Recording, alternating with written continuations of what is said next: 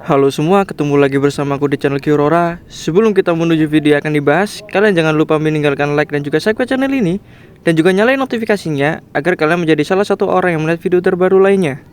Pembahasan yang akan aku bahas di hari ini dan juga di jam ini tentunya yaitu apa saja seputar update-update tanggal 11 Mei 2023 kemarin, hari Kamis. Game ini udah update kemarin hari Kamis tanggal 11 Mei 2023. Gak besar-besar banget kayak pas waktu anniversary. Jadi update tanggal ini lebih kecil size-nya, sekitar 100 MB-an. Teman-temanku ada yang 80, ada yang 70 MB gitu. Tapi walaupun memang size-nya kecil, tapi memang dari officialnya udah jelasin bahwa ada yang baru, ada fitur baru, fitur tambahan, adjustment killernya, dan juga beberapa yang diperbaiki atau disesuaikan sesuai update terbaru kali ini. Tapi memang tujuannya sama ya, untuk mempertahankan atau memberikan kita kenyamanan saat bermain game Dead by Daylight Mobile. Lalu apa saja sih yang baru di updatean atau perbaruan baru di tanggal 11 Mei kemarin? Aku akan jelasin beberapa. Yang pertama untuk aja eventnya dulu ya, Event ini bernama Definisi Michaela atau dibalik dari Michaela Divination. Nah, ini event baru. Di sini kalau kita lihat, kita harus membuka 9 kartu ya. Aku bilangnya kartu aja. Kartu. Ada total 9 kartu yang harus kalian buka. Dan cara bukanya simpel, kalian cek aja di misinya. Misi sebelahnya itu ada blast totem. Sebelahnya kan ada tax mission. Nah, kalian harus nyelesain beberapa misi yang sudah diberikan oleh sistemnya. Jadi sebelumnya aku belum membaca sistematis atau cara kerja event ini. Waktu awal main aku nggak tahu, jadi aku kemarin itu asal main nyelesain misi, lalu kemudian kalau udah dapet aku bukain. Dan ternyata aku kira kita harus cari gambar yang sama. Kalian lihat di sebelah kiri atas itu kan ada definitionnya. Maksudnya aku kira itu kayak oke, ada 3 gambar, ada gambar killer, ada gambar map, dan satunya itu aku kira harus cari 3 gambar itu di 9 kotak itu. Awalnya aku kira begitu. Terus aku buka beberapa 3 kartu atau 6 kartu bahkan sampai 6 kartu, dan aku lihat isinya random. Isi 9 kartu itu isinya random. Kalau kita buka ada gambar killer, add-on, map, survivor, skin, dan lain-lain. Dan aku kira ini eventnya kayak gimana sih gitu. Tapi itu sebelum aku membaca peraturan eventnya. Jadi aku kira itu harus nyari gambar yang sama yang udah ditunjukin ke 9 kartu yang masih belum dibuka. Dan ternyata aku salah banget. Aku terlalu terburu-buru. Awal-awal itu aku terburu-buru ya, karena memang awalnya aku kira oke, kita dapat 3 gambar killer, map, dan juga add-on mungkin ini item, dan kita harus mencari gambar itu ke 9 kotak yang kita buka. Jadi kalau gambarnya sama, otomatis mungkin misinya juga clear gitu kan. Ternyata enggak. Dan ternyata cara nyelesain puzzle, aku nyebutnya puzzle aja, event apa ini? Puzzle ini kita harus minimal punya 9 buku lah. Aku bilangnya buka aja 9 buku buat buka kartu yang totalnya 9 itu, biar kalian dapat hadiahnya. Dan di sini aku baca-baca dan aku masih belum paham cara kerjanya. Kalau sebenarnya 9 kotak ini udah kita buka, terus cara dapetin T1 prize, T2 prize, T3 prize sih kayak gimana aku masih belum tahu. Tapi di sini tulisannya ada T3 prize 1 match. Mungkin ketika nyelesain ini 9 kotak udah selesai semua, mungkin dihitung 1. Terus kalau kita buka 2 laginya, mungkin 2 kali lagi semuanya kan, dan totalnya berarti kan 18. Mungkin udah dapet yang T2 prize mungkin. Kalau kita mainnya 3 kali lagi, mungkin all match ya, tulisannya all match, mungkin kita dapat T1 prize. Aku masih belum tahu, karena memang bukuku masih 7. Sekarang masih 7. Mungkin besok aku coba kayak gimana sih ini. Aku masih belum tahu ada persen berapa persen. T1 ini 0,38% ini event apa ini. Aku udah baca-baca dan oke, aku paham. Cuman sistemnya kayak gimana aku masih belum paham, guys. Jadi ini event apa sih? Event bahasa Jawanya gatel aja. Eventnya nggak jelas banget. Jelas memang sistem oke 9 jelas, cuman untuk hadiahnya aku masih belum tahu. Kalian mungkin bisa share di kolom kayak gimana sih, kolom komentar kalian bisa apa sih kayak gimana sih cara mainnya. Mungkin aku bakalan naruh dia di story ya, atau short story di YouTube mungkin untuk jelasinnya. Kalian bisa lihat kalau besok udah selesai, nanti aku bikinin short. Tentunya event ini jelas, plus nggak jelas, plus nggak penting, plus buang-buang waktu. Tapi kalau kalian nyelesain misinya di Dream Tax itu ya lumayan lah, ada bullet point misi, ada bullet point, ada item yang bisa kalian selesaikan gitu ya kan. Jadi ya silakan kalian main eventnya gitu, silakan aja main eventnya. Ini nggak ada masalah, nggak ada ruginya juga sih sebenarnya. Cuman ya gitu, agak gimana gitu kalau memang hadiahnya itu cuma 10 batu. Sekarang langka banget 10 batu. Jadi ini menjadi sebuah Sinister Stone yang sangat langka buat kalian. Jadi buat gacha tentunya, tapi kalau gacanya warna-warni aku nggak bakal gacha sih. Lalu next kita akan membahas sistem penyesuaian terhadap Killer the Cannibal pada beberapa add-on dia. Jadi ada yang di adjustment, jadi khusus untuk Killer the Cannibal. Bagi yang punya tentunya pasti kalian punya karena pasti beli waktu promo. Kalau yang nggak beli berarti ya mohon maaf, bukan hari keberuntungan kalian. Semoga mungkin kedepannya mungkin bakalan ada promo lagi, mungkin anniversary yang kedua mungkin ya, kalau memang gamenya masih bertahan. Oke, di sini ada yang di adjustment atau disesuaikan di update terbaru ini, seperti Long Guide Bar, The Bismarck, Knife Cassette, The Grace, Depth Rate, kemudian Carburetor Tuning Guide. Jadi itu ini ya, bukan di adjustmentnya, aku udah bilang ini adjustmentnya bukan diturunin atau diubah, tetap sama efeknya. Untuk The Cannibal, add-onnya The Cannibal tetap sama. Jadi adjustment ini atau penyesuaian ini ditingkatkan sedikit, ada yang dirubah sedikit. Bukan cara kerjanya, ada yang sedikit dinaikkan berapa persen sekian bla bla bla bla. Jadi efeknya tuh masih sama, cuman dampaknya itu sedikit ada yang berubah.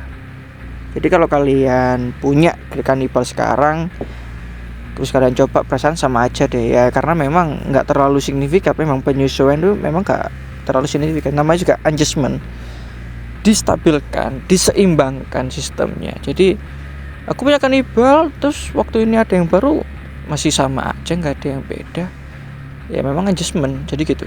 Dan untuk Killer the Hack cuman satu add-on yang di adjustment sama DPDM DTS, yaitu Waterlock Shoes. Ini yang gambarnya sepatu, bukan sepatu, sorry, sandal Pak Pau yang kalian tahu, sandal Pak Pau. Jadi efeknya tetap sama, nggak ada yang berubah. Jadi di sini ada penambahan saat kita teleport, kemudian kita kan pasti ada yang injek nih, survivor injek. Mungkin ada yang nge-trigger trap cloningan kita. Nah, itu nanti dapat speed 4,5%. Speed gerakan ini. Ya kan? Kemudian ada namanya efek Hindered. Hindered ini ya, mengurangi kecepatan. Nah, sama kayak si The Nightmare waktu kemarin video aku jelasin sama. Jadi dia kena efek Hindered 9% gitu. Dan plus ini juga kita nggak bisa teleport untuk sesaat. Ingat ya kata-katanya, sesaat. Jadi kalau misalnya ada yang trigger trap kita, Phantom Blast gitu ya, Phantom Blast, ya kan.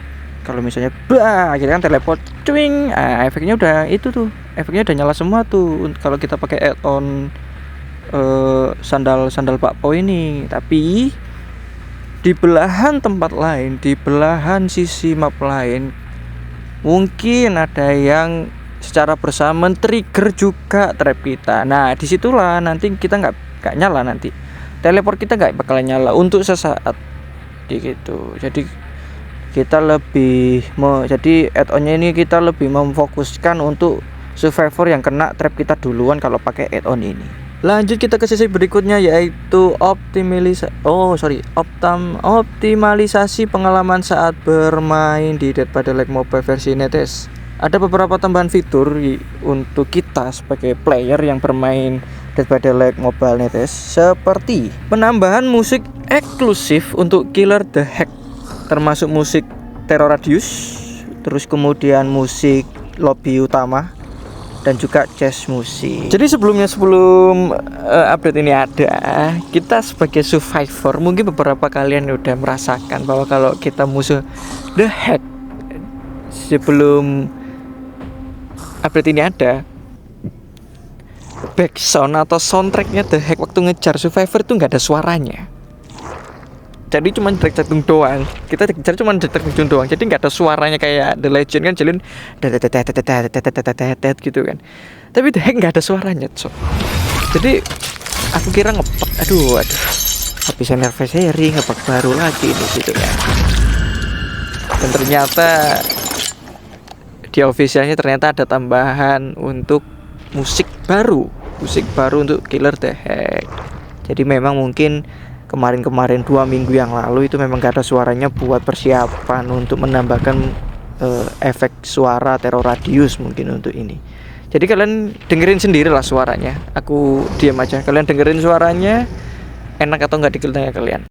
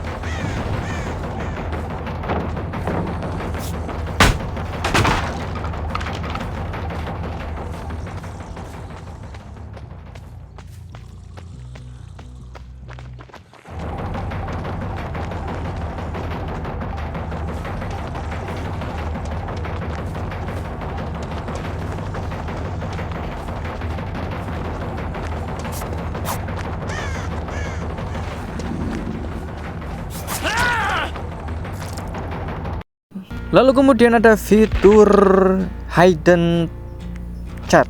Ya, aku bisanya messenger hidden chat. Jadi sekarang kalian bisa mematikan fitur chat.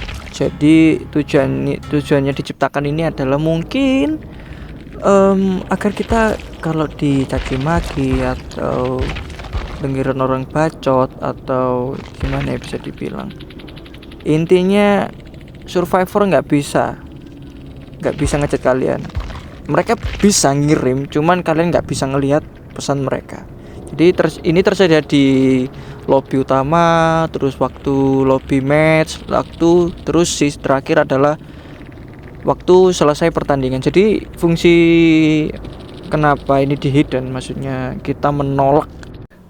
Kemudian ada sistem pengubah nama panggilan teman di game. Jadi ada fitur baru nih buat kalian, mungkin ada teman baru atau teman ngajak mabar punya panggilan masing-masing misalnya. Kalian bisa pakai fitur ini. Jadi ini fitur yang aku anggap fitur panggilan.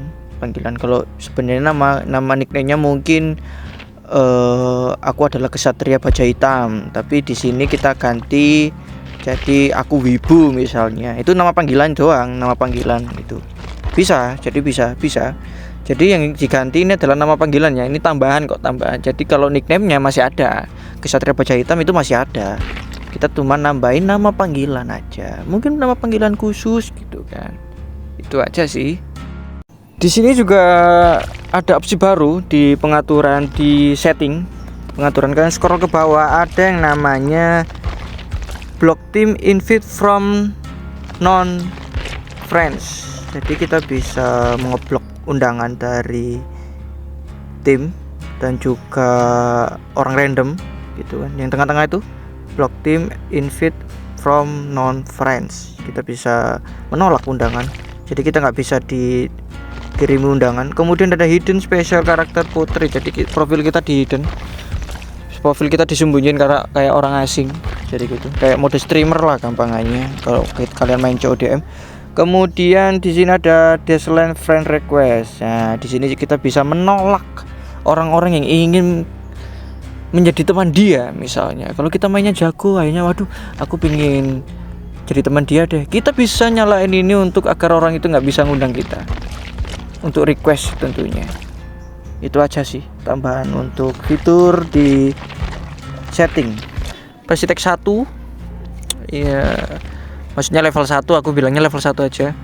Sekarang kita nggak perlu harus mencapai 10 level buat bukain semua slotnya yang bajingan ini. Jadi sekarang kalau kita udah Precitek 1 kan level 50 tuh masih 0 level. Kalau udah level 50, kalau kita reset kan kembali ke awal. Nah, sekarang langsung otomatis terbuka sekarang.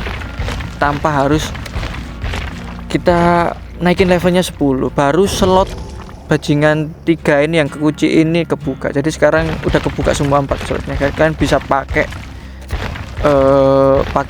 perk ungu secara langsung secara live gitu. Jadi untuk naiknya level ini buat ini jadiin yang kuning jadi hijau jadi ungu, itu doang sekarang. Dan ini bagus banget lah, ini yang paling benernya ya kayak gini gitu loh.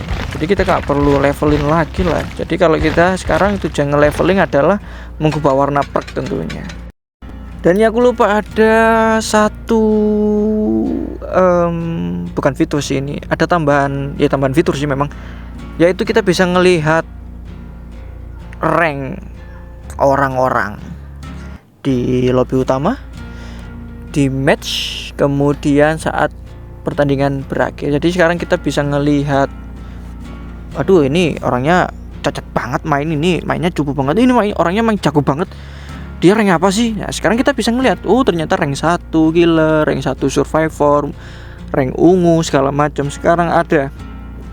Tapi itu juga tidak membuat gentar memang, karena memang yang diuji adalah skill gitu. Jadi sekarang kita bisa melihat, mungkin kita kepo, ini ranknya apa sih, dia kok mainnya kayak gini, ini dia ranknya apa sih, gila banget bisa ngelupin killer, dia rank apa sih. Jadi gitu kita bisa ngelihat angka rank atau posisi rank saat ini, season ini gitu.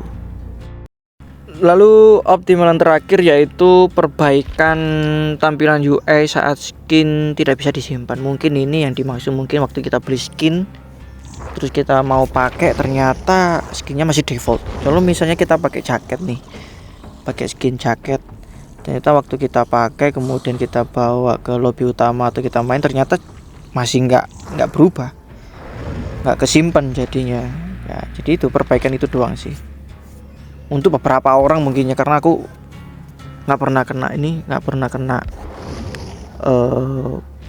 masalah ini, nggak pernah lihat sih.